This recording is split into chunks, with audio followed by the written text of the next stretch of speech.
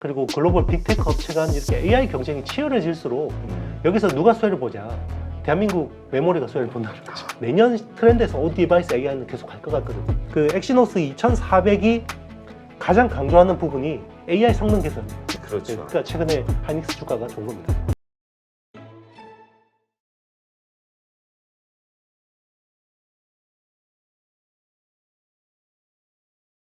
오늘 모신 분은 IT의 신 이형수 대표입니다. 안녕하세요. 네, 안녕하십니까? 네, 지금 그 사이에 또 여러 가지 그 IT와 관련해서 이슈들이 발생이 됐는데 이번에는 AMD 쪽에서 나온 뉴스인가 봐요. 인스팅트 MI300 시리즈를 공개했다. 이게 어떤 의미를 갖는 겁니까? 그동안 이제 AI 반도체 그러면 그냥 거의 대부분 엔비디아 칩이었잖아요. 그렇죠. 네, 그러니까 서버에 들어가는 AI 반도체는 뭐 거의 대부분 엔비디아 GPU 그리고 지금 주력인 H100이라는 칩이거든요. 근데 이게 너무 쇼티지잖아요. 지금 주문하면 40주 기다려야 그렇죠. 되거든요. 근데 요즘에는 더 늘어져서 52주까지 기다려야 되는데 아, 참. 네, 그래서 AMD가 이제 이번 4분기에 요 신제품, 그러니까 H100의 대항마인 제품을 내놓기를 굉장히 기대를 하고 있었습니다. 근데 얼마 전에 엔비디아가 여기 약간 찬물을 끼얹었죠. 그러니까 차세대 제품인 H200을 공개하고 B100을 조기 출시한다 그러고, 그러니까 이제 대항마가 나오는데 더 좋은 건 나온다. 야, 6개월만 기다려요. 이거잖아요. 그렇죠. 그래서 이제 엔비디아 주가가 그때 다시 또 반등하고 AMD 주가가 좀 흘러내렸습니다. 근데 이번에 리사수 박사가 그 AMD CEO인 리사수 박사가 이를 갈고 나온 것 같습니다. 그래서 이번에 딱 공개를 했는데 반대 흐름이 벌어졌어요. 그러니까 AMD 주가는 오르고 엔비디아 주가가 이제 흘러내리게 됐는데 그 특징은 결국 칩이 꽤 그럴듯하게 나왔다라는 게 중요한 거고요. 그러니까 성능보다 더 중요한 거는 정말 중요한 게 이 부분이었던 것 같아요. 기존에 엔비디아 칩을 쓸 수밖에 없는 거, 엔지니어들이 왜 엔비디아 칩을 쓸 수밖에 없냐 그러면 이 쿠다라는 생태계를 벗어날 수가 없어요. 그러니까 뭐 내가 AI 모델링 하나 만든다고 하면 막 뭐 프로그래밍 하지만 100%다 자기가 머리에서 100% 짜내서 쓰지는 않잖아요. 그렇죠. 기존에 있는 것들 갖다 쓰고 거기에 자기 아이디어들이 뭐 상당 부분 들어가는 건데 기존에 갖다 쓰기 제일 좋은 게 쿠다라는 생태계거든요. 네. 그러니까 기존에 선배 엔지니어들이 많은 자료를 쌓아놨단 말이에요. 쿠다에다가. 그러니까 이걸 갖다 가지고 쉽게 개발할 수 있는데 그러면 뭐 AMD 같은 칩을 쓰려면 이런 것들 쓸 수가 없으니까 아무리 칩이 싸고 성능이 좋아도 이제 쿠다를 벗어날 수 없는 이 락인 효과가 있었는데 이번에 뭘 공개했냐면 AMD가 이 소프트웨어 스택을 훨씬 개선한 버전을 내놨고요. 그리고 글로벌 빅테크 10개 업체들이 뭐 마이크로소프트, 오픈 AI 이런 업체들이 이제는 엔비디아 칩 기다리다가 이게 도저히 안 되겠다. 아무리 우리가 쿠다 쪽에 이게 소홀하긴 하지만 안 되겠다. 이 생태계를 키워야겠다. 라고 해서 많은 협력을 해줬어요. 네. 그러면서 이게 기존의 그 쿠다 엔진에 있던 그 코드들을 변환해서 컴파일이라고 하거든요. 이게 거의 95% 전환율이 나왔다라는 게 되게 중요한 것 같아요. 그래서 그러면 이 정도면 쓸만한 거 아닌가? 물론 이제 개발을 해봐야 알기는 알겠지만 그동안에는 이게 쿠다를 벗어났으면 도저히 안 될 거야 라는 게 이제 이 AMD에 대한 주가의 가장 큰 걸림돌이었는데 그게 이제 해결된 힌트가 나온 거죠.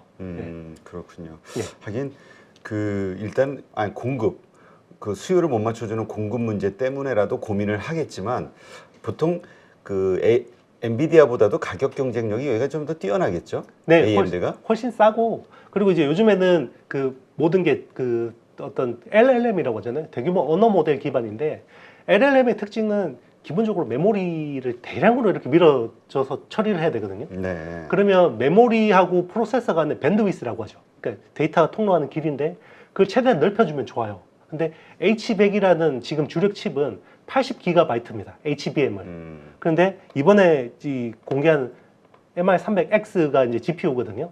요거는 192GB예요. 그러면 2.4배가 많습니다. 메모리가. 네. 그러니까 단순 돌려봤을 때는 그러니까 이제 이거는 AMD의 주장이긴 한데 30% 이상 효율적이다. 네, AMD 칩이. 물론 이제 근데 엔비디아는 또 이런 거 컴퓨터들 또 연결해서 이렇게 또 병렬하는 기술이 뛰어나기 때문에 그건 또 나와봐야 알겠지만 어쨌든 가격 대비 가성비는 정말 대박인 거죠. 그러니까 저도 이거 예전 기억을 좀 더듬어 보면 컴퓨터 살 때 인텔 칩이냐 아니면 AMD냐 이거 할 때 사실 가격 차이가 크지 않으면서 그냥 인텔 사고 싶었거든. 맞습니다. 네. 아마 이게 기업도 비슷할 거예요. 근데 맞습니다. 네. 가격이 좀 확 싸지면 그때는 AMD를 하죠. 그리고 평가가 성능 뭐 비슷해? 아니면 더 좋아? 뭐 이런다면. 그렇죠. 예.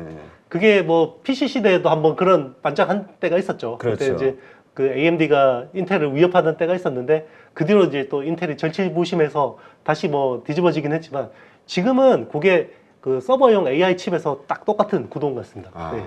이게 또 보는 관전에 그 재미가 있겠네요. 네네, 그렇죠. 네.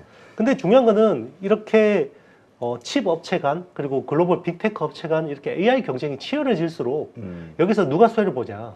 대한민국 메모리가 수혜를 본다는 거죠. 아, 그러게. 네, 그러니까 HBM 같은 주문형 메모리 시장이 정말 이제는 화랑을 볼 수밖에 없다.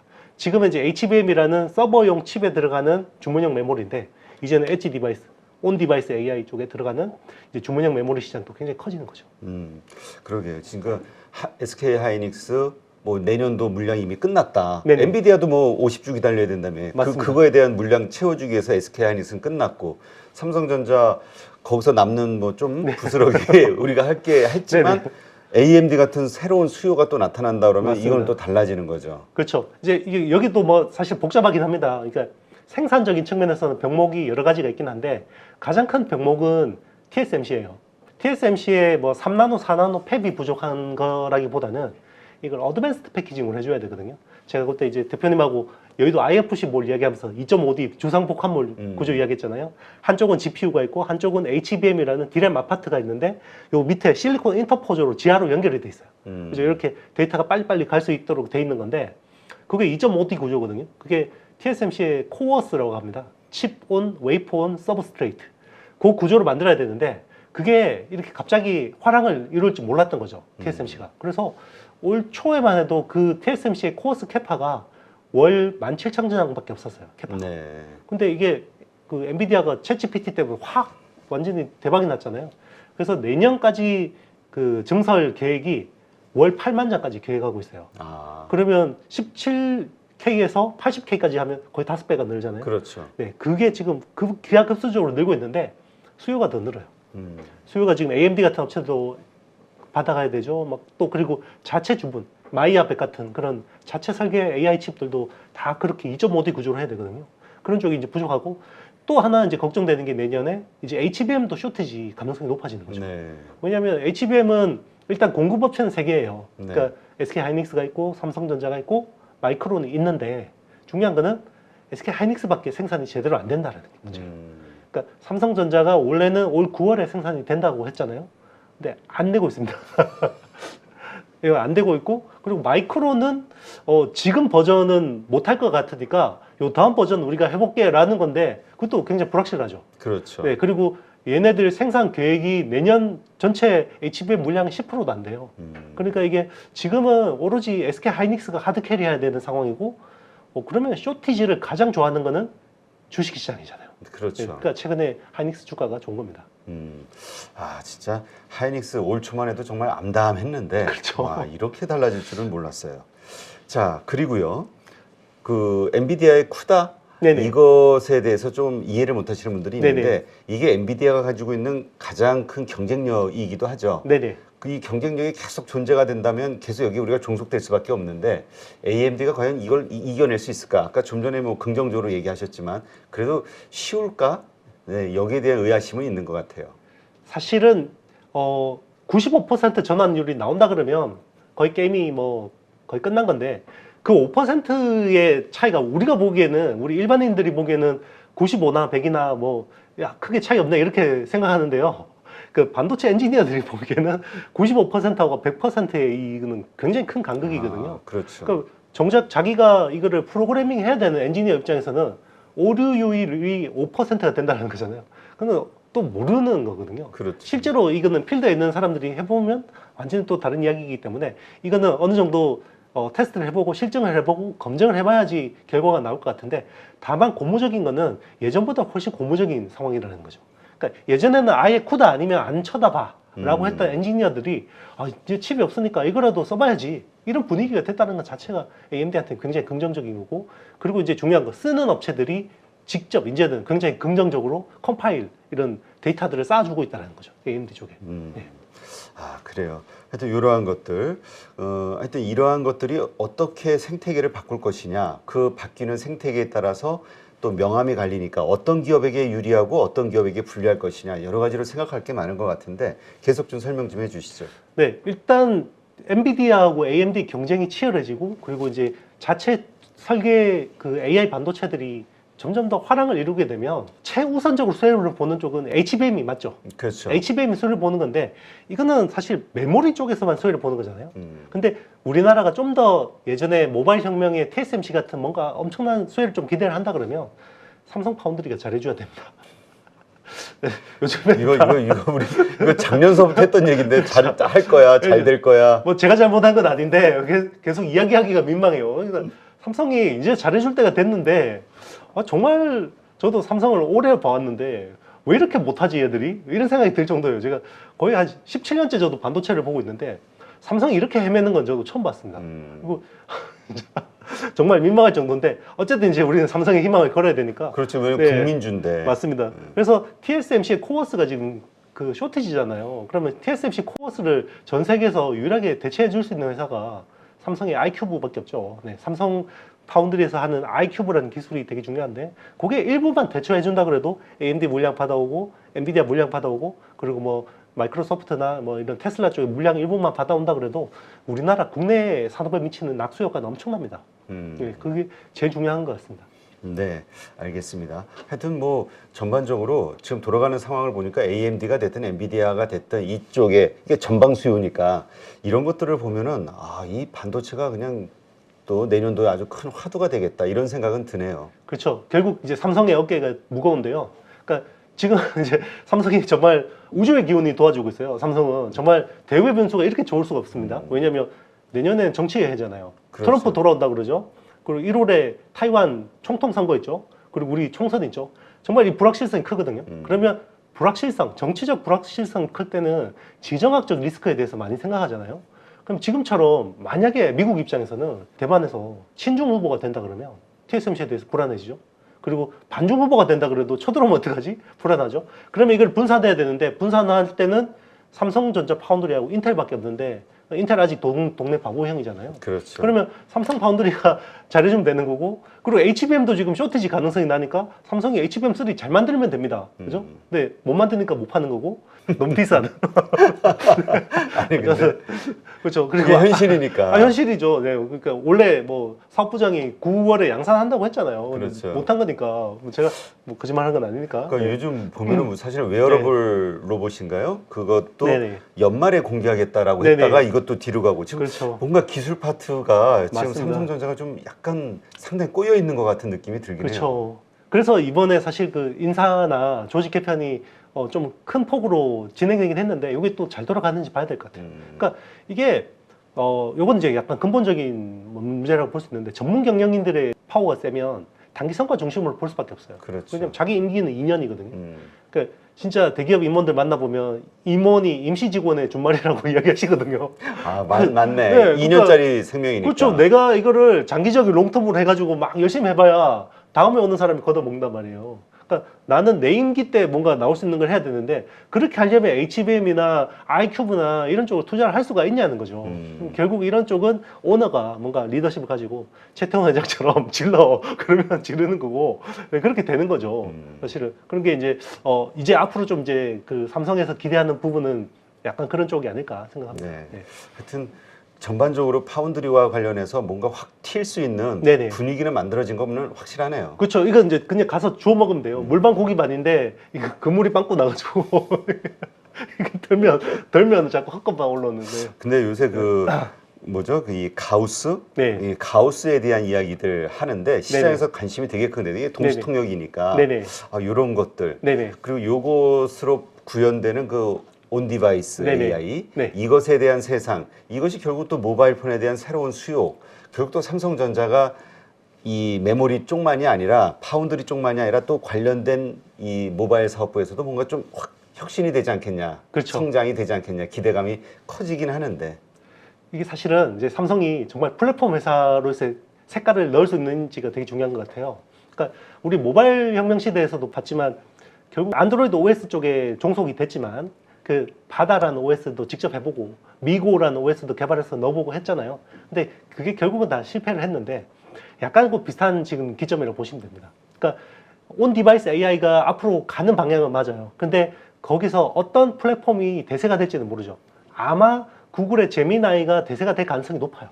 근데 제조업체들은 또 그러면 구글한테 다 의존하면 그냥 단순 그냥 폭스콘 포지셔닝밖에 안 되잖아요. 그렇죠. 하드웨어 OEM 하는 그 정도밖에 안 되는 거니까 결국은 무조건 자체 AI 생성형 AI를 하고 싶어 할 거예요. 그게 이제 삼성은 가우스라는 거고, 그리고 애플도 직접, 애플은 무조건 직접 할 거고요. 그리고 뭐 심지어 중국에 비보나 샤오미 같은 업체들도 자체 생성형 AI 모델이 다 있습니다. 네. 근데 이게 중요한 게 결국은 사람들의 선택을 받아야 되죠. 이게 킬러 어플리케이션이 될 수 있다 그러면 정말 엄청난 대박인데 그게 아니면 결국은 구글의 제미나이 같은 것들을 가져와서 되지 않을까 생각하는데 그러니까 저는 이제 투자적인 관점에서 보면 지금 온 디바이스 AI가 12월에 많이 땡겨 올려놨잖아요. 네. 가우스가 나오면 생각보다 시원찮을 것 같아요, 반응이. 아, 그래요? 제 생각으로는 그렇습니다. 제 뇌피셜이에요. 뇌피셜인데 그러면 그것 때문에 온 디바이스 AI가 조정을 받는다 그러면 그때는 저는 매수 기회로 활용해야 된다고 생각해요. 왜냐면 예전에도 우리 스마트폰 그러면 막 엄청 대단한 거 나올 것처럼 언론에서 이야기하지만 그치. 네. 첫 번째는 네. 좀 실망하는 케이스가 많았어요. 그리고 그렇죠. 이제 거기서 욕을 먹으면서 맞습니다. 그거를 막 보완하기 그렇죠. 위해서 바짝 긴장해가지고. 그렇죠. 아마 옴니아 같은 게 나올 가능성이 높아요. 아, 옴니아 진짜 최악이었죠. 근데 옴니아에 실망해서 이거 스마트폰 안 되는구나. 스마트폰 주식 던져버린 사람들 어떻게 되겠어요? 그 뒤에 갤럭시가 나오는 건 하나도 못 먹거든요. 근데 처음에 나오는 거 두 번째 모델은 좀 실망스러울 수 있는데 결국은 세 번째부터는 꽤 괜찮은 게 나옵니다. 네. 그래서 이 온디바이스 AI도 그 관련주들이 좀 뭔가 실망 뭐 물론 최근에 너무 오버슈팅 돼 있는 것도 있지만 오히려 그 좀 조정을 준다 그러면 내년 트렌드에서 온디바이스 AI는 계속 갈 것 같거든요. 그럼 그런 쪽에 좀 기회를 활용하는 것도 좋지 않을까 좀 뭐 그런 생각해봤습니다. 네. 지금 그런 차원에서 그 엑시노스에 대한 기대 네. 이게 상당히 큰 것 같아요. 네, 그렇죠. 우리 분위기가 정말 바뀌었는데 일단 엑시노스가 뭔지도 네네. 우리 모르는 분들을 위해서 좀 네네. 설명 좀 해주시면서. 이게 이제 스마트폰이 그 피처폰에서 스마트폰으로 바뀔 때 제일 중요한 게 휴대폰이 컴퓨터가 되는 거거든요. 그렇죠. 컴퓨터가 되려면 기본적으로 제일 필요한 게 OS입니다. 그러니까 오퍼레이팅 시스템이 필요한 거고요. 그거는 이제 애플 같은 경우는 iOS 같은 자체 OS가 있고 구글은 안드로이드 OS라는 걸 제공해 주잖아요.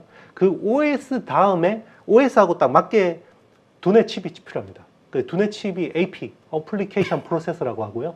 그러니까 퀄컴 스냅드래곤 같은 것들도 있고 칩 업체들이 직접 설계를 해서 주는 것도 있는데요. 삼성은 엑시노스라는 자체 설계 칩을 쓴 거예요. 그러니까 자체 설계 칩을 써서 OS하고 AP가 딱 이렇게 협력하면서 갈 수 있는 구조를 만들었고 LG는 그때 어떻게 했냐면 AP를 만들 시간이 없다고 해서 구글 OS를 가지고 그 퀄컴 스냅드래곤을 썼어요. 네. 써서 그 AP를 두뇌 칩을 가져오고 이걸 가지고 이제 하드웨어 시스템을 꾸렸죠. 약간 지금 전장 자율주행차하고 좀 비슷하지 않습니까? 그러니까 OS가 있고 AP가 있냐 없냐에 따라서 초창기에는 굉장히 중요하거든요. 그 AP를 삼성은 내재화한 거고 그 삼성의 내재화한 AP 브랜드가 엑시노스였습니다. 네. 그런데 그동안 이제 프리미엄 스마트폰 쪽에서는 삼성은 엑시노스하고 퀄컴 스냅드래곤을 같이 써왔는데요. 이게 이제 작년에 문제가 생겼죠. 네. 퀄컴 스냅드래곤의 엑시노스가 확 밀리는 거예요, 이제는. 그러면서 갤럭시 S23에는 100% 퀄컴 스냅드래곤이 들어갔고, 자 이번에 다시 엑시노스가 기환하는 거고요. 그래서 2년 만에 돌아오는 겁니다. 그래서 사람들 반응은 시원찮았어요. 아, 엑시노스 쓰기 싫은데 스냅드래곤 쓰지 라고 했는데 이게 온 디바이스 AI 텐데, 그리고 그 엑시노스 2400이 가장 강조하는 부분이 AI 성능 개선이에요. 네. 그러니까 엑시노스 2200 대비해서 AI 성능이 14.7배가 개선된다. 그러니까 그럼 온 디바이스 AI는 잘 돌아가겠네? 라고 이제 좀 이게 되는 거죠. 네. 실망감을 좀 더 이제 전환할 수 있는 그런 계기가 됐는데, 중요한 거는 가우스가 얼마나 쓸만할지. 네, 그게 그러니까 중요한 지금 오늘 밤 새벽에 그렇잖아도 그 인텔에서 공개했잖아요. 가우디 3. 네네. 그거에 대한 그 기대감이 상당히 큰 것 같아요. 그렇죠. 왜냐면 지금 AI 가속기가 너무 지금 부족하잖아요. 그렇죠. 엔비디아. 그러니까 지금 엔비디아는 어떻게 보면 사는 입장에서 보면 저렇게 나쁜 회사가 없는 거예요. 왜냐면 저렇게 거의 갑질하는 회사. 네, 원가를 거의 뭐 4만 불, 3만 불 파는데 원가는 10%밖에 안 되거든요. 제조 원가. 그러니까 90% 남겨 먹는 거라고 보시면 됩니다. 그러니까 얼마나 비싸게 파는 거겠어요. 물론 이제 거기에 소프트웨어 비용이나 이런 것들은 다 따로 있겠지만, 근데 공급도 안 돼요. 비싼데 공급도 안 되니까 뭔가 AMD든 가우디든 뭐 좀 해줘라. 그러니까 이제 그 중국의 그 엔비디아 칩을 막아버렸잖아요, 미국이. 그래서 뭐 다운그레이드한 A800, H800 같은 중국향 그것도 못 들어가게 하니까 가우디 판매량이 폭발을 했거든요. 이제 그러니까 그런 수요는 엄청나게 많다라는 겁니다. 네. 그렇군요. 하여튼 그 이 엑시노스 2400 이게 이제 삼성전자가 새로 내놓는 모델인 거죠? 네네, 근데 맞습니다. 이게 어떻게 적용이 되는 겁니까? 이 모든 갤럭시 그 휴대폰에 깔리는 건 아닌 것 같은데. 세 가지 모델이 있어요. 갤럭시 S24 같은 경우는 일반 모델이 있고 그 플러스 모델이 있고요. 울트라 모델이 있는데요. 울트라 모델은 전부 스냅드래곤이 들어가고 그리고 이제 앞에 두 개 버전에는 그 엑시노스가 일부 이제 같이 채택되는 네, 그런 구조입니다. 그렇게 하는 이유가 있을까요? 아니 자신 있으면 다 깔는 거 아닌가? 자신이 없겠죠. 왜냐하면 이런. 이게 갤럭시 S23가 사실 그 특별한 문제가 없었어요. 네. 네, 그러니까 기계에 대한 결함 이런 이슈가 전혀 없었거든요. 22에는 그때 GOS 사태 발생하고 막 문제가 많이 생기고 했는데 스냅드래곤 쓰면 문제는 없습니다. 그런데 문제가 뭐냐면, 그러니까 삼성 입장에서 문제가 뭐냐면 제조 원가가 너무 올라가요. 네, 스냅드래곤이 너무 비싸니까 네, 그런 것들을 코스트를 다운시켜주기 위해서는 엑시노스를 일부 하긴 해야 되고 그리고 이게 지금은 스마트폰이 단순 스마트폰이 아니잖아요. 그렇죠. 앞으로 가는 우리가 뭐 이게 초연결 사회가 되고 그리고 AI 시대가 되면 여기가 컨트롤러가 돼야 됩니다. 사람의 손에 있는 컨트롤러가 있어야 되죠. 그뭐 집에 홈 네트워크하고 연결이 되든 자동차하고 연결이 되든 홈 네트워크가 돼야 되는데 여기에 없으면 이 두뇌 AP가 없으면 굉장히 앞으로 미래 기술로 뻗어가는데 굉장히 큰 문제가 있거든요. 네. 그러니까 LG전자가 그렇게 적자를 보는데도 불구하고 스마트폰 사업을 쉽사리 접을 수 없었던 게 거기 있거든요. 그렇죠. 이게 결국 컨트롤러예요. 네, 여기는 컨트롤러가 있다는 거는 여기 빅데이터가 다 쌓인다는 거예요. 예. 그런 말씀을 좀 듣고 보니까 이제까지는 엑시노스가 상당히 그 삼성전자의 비밀 병기로 모든 걸 해결해 줄 수 있는 그런 최종 병기 이렇게 이해가 됐었는데 아직 삼성전자도 확신을 못 하는구나. 그렇죠. 그러니까 울트라 모델에는 뺐죠. 네. 왜냐면 울트라 모델이 제일 잘 팔아야 되거든요. 네, 제일 비싼 건데. 우리 사는 사람도 봤을 때 이거 엑시노스 들어간 거 사야 돼. 이거 저 가우디 들어간 거 사야 돼. 이러면 네. 가우디 이거 선택할 수도 있겠네. 그렇죠. 이제 이렇게 테크에 관심이 많으신 분들은 그런 거 골라서 사기도 하죠. 네. 네, 삼성전자 분발하기 바랍니다. 네, 응원합니다. 네.